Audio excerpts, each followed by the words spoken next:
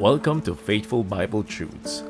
Ang ating punggol dito ay buksan ang salita ng Diyos at sa biyaya ng Panginoon ay matapat na suriin ang mga talata ng Bible upang ating malaman ang mga katotohanan na tinuturo nito patungkol sa mga mahalagang doktrina at mga issues sa loob at labas ng iglesia sa panahon natin ngayon. Ang ating tatalakayin today ay walang talata sa Biblia na inabolish ang tithing. Ako po'y nagagalak na ihatid sa inyo ang mensaheng ito, mga kapatid, upang atin pong makita ang napakalaking kahalagahan nitong ating batayan sa pag-aaral ng salita ng Diyos, rightly dividing the word of truth. Na ito po'y tunay na kung hindi alam ng isang tagapagturo ayon sa Biblia, ay wala sa kanya ang approval ng Diyos at siya ay dapat na mahiya. Kaya po mga kapatid, narito po ang rightly dividing the word of truth.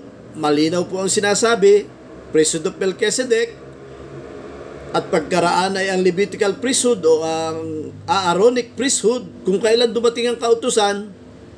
At matapos na mamatay sa krus ang Panginoong Hesus, siya na po yung ating high priest at siya po ay high priest forever. Kaya po tayo ay may aro diyan. Hindi na po siya mapapalitan bilang high priest.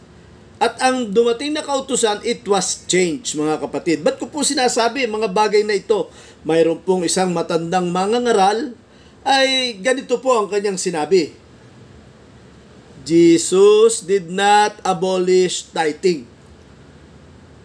Wala po tayong kontra dyan, mga kapatid. Kung maaalala nyo po sa isa nating pangangaral, ay ganyan din po ang nilalaman.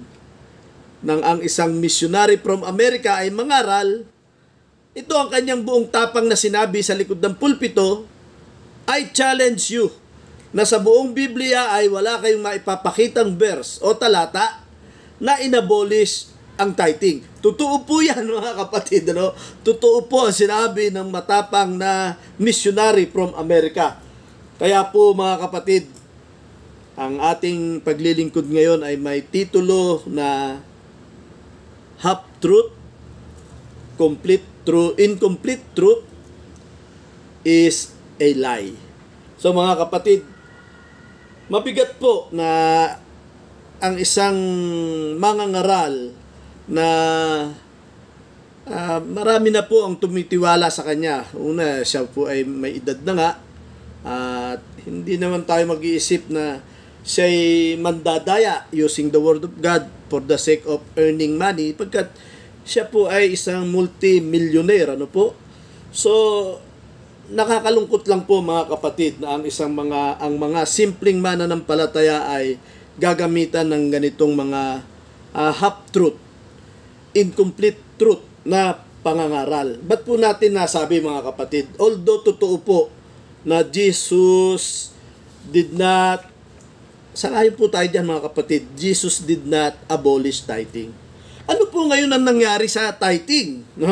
Kung ang tithing na tinutukoy niya ay noong panahon ng Levitical priesthood, ay talaga pong hindi inabolish. Wala po sa buong Biblia at ay wala po tayong mababasang inabolish ang tithing. Pero makikita po nating maliwanag na yung dumating na kautusan that was changed. For the priesthood being changed, there is made a necessity to change also the law. So binago po ang kautusan. Simple at maliwanag po yun mga kapatid. Kaya po yung tithing na sinasaad sa Malakay 3:10 at iyan po'y pinagtibay ng Panginoong Hesus sa Matthew 23:23. Dito po'y palusot na rin po ng mga ibang mangangaral. Na mismo ang Panginoon ay nagturo ng tithing. Kumbaga inamyendahan niya, talaga pong pinagtibay niya na dapat na magbayad ng 10% ang mga Hudyo, pagkat yun po ay bayad, Jews pay tithes. So ang ginamit pong salita sa Matthew 23 ay payment. They pay tithes, hindi po they offer tithes o they gave tithes, They pay tithes. Pagkat yun nga po ay tax payment at hindi po pwede ang pera, ang kailangan po ay harvest at yun po ay dadalhin sa templo, sa kamalig at sa Gates of Israel every 3 years. Kasama din po yung mga katakot-takot na mga offerings. Ano po? So yung pong tithes na yan, mga kapatid, ay binago. It was never abolished. Tulad po nung ating sinabi tungkol sa matandang missionary from America, na tithing was never abolished. Kaya po walang verse na inabolish ang tithing. Ang kailangan lang po ngayon ay huwag nating susundin yung Malakay 3:10. Magkakaloob po tayo ayon sa pasya ng ating puso, hindi mabigat sa loob. Ano po?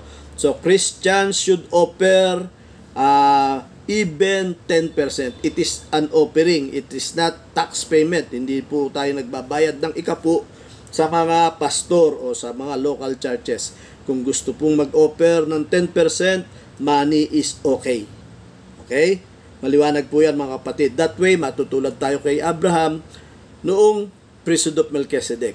At ang priesthood of the Lord Jesus Christ ay magiging after the order of Melchizedek, na siya pong kalooban ng Diyos, not after the order of Aaron. Kaya po nilagyan natin ng X mark dyan at mayroon pong check mark doon. So mga kapatid, totoo po ang sinabi na Jesus did not abolish tithing. Pero po ang tithing ay binago. Noon po ay obligatory, pagsunod sa utos, bayad buwis, ngayon po ay offering. Hindi man po tayo mag-ikapu, wala tayong nilalabag na batas, hindi tayo nagnanakaw sa Diyos. God bless po, mga kapatid. Magandang araw po. Kung kayo po ay may comments or questions regarding sa video na ito, we encourage you to leave it in the comment section. At kung sakali po na naging pagpapala ito sa inyo o aliman sa mga videos sa aming channel, please subscribe and share it to others. Nais po namin kayong encourage na magpatuloy sa pag-aaral ng salita ng Diyos, kaya't inaanyayahan po namin kayo sa mga live stream ng aming mga gawain dito sa Jesus Christ Baptist Church, Santa Maria, Bulacan. At nandito po ang mga schedules ng aming mga gawain. God bless po.